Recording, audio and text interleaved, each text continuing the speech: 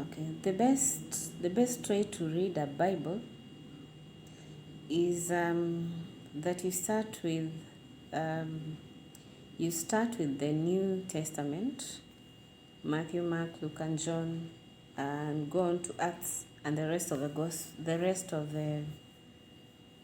um, the disciples' books, all the way into Revelations. And the reason why it's advisable to start with the New Testament, it's less of a parable, and most of it is doctrine. It's practical application of godliness. It's righteousness as it is. There's no there's nothing to hide, with the exception of Revelation. Most of it is practical knowledge that you can apply. So for starters, I suggest you start with the Gospels. Then after finishing the Gospels, now you go to the Old Testament, from Genesis, Exodus, Leviticus, Deuteronomy, and all the way, just as it's arranged, because the beginning is the basis for what is happening throughout.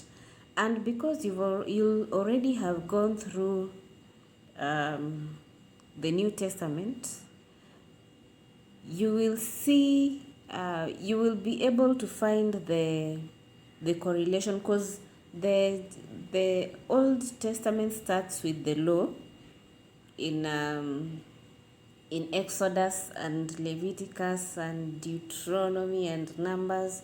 There's a lot about the law, most of the Old Testament. And with the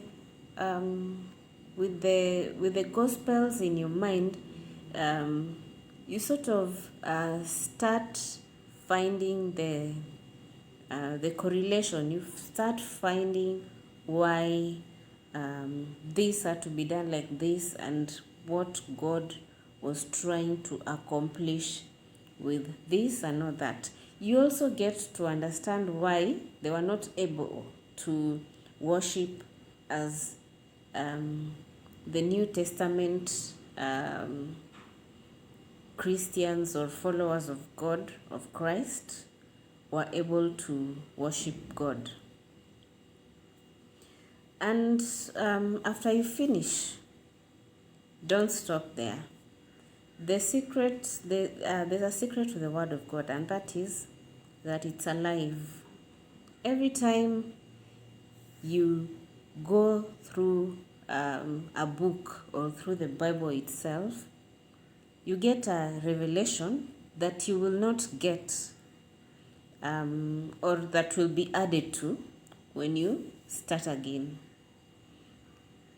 So every time that you read it again, read the Bible again, you realize that you knew or what you thought you knew was very little.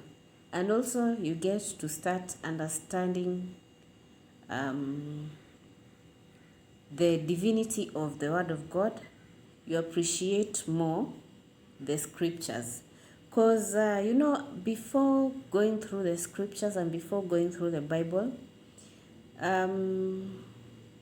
you may find some people preaching as boring, whereas after you have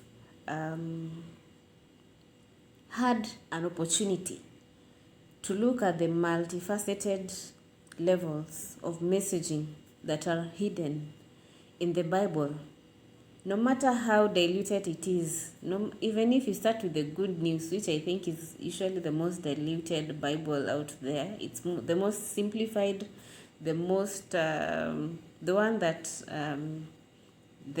our generation has tried to make as relatable in quotes to us as possible. Even that one, the more you read it, and the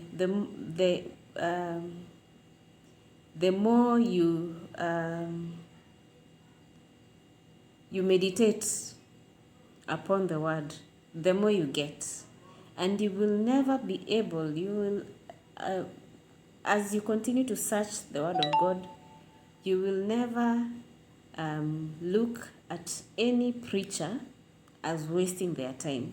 You will never look at any preaching as worthless. You will always get something when somebody is talking about the word of God.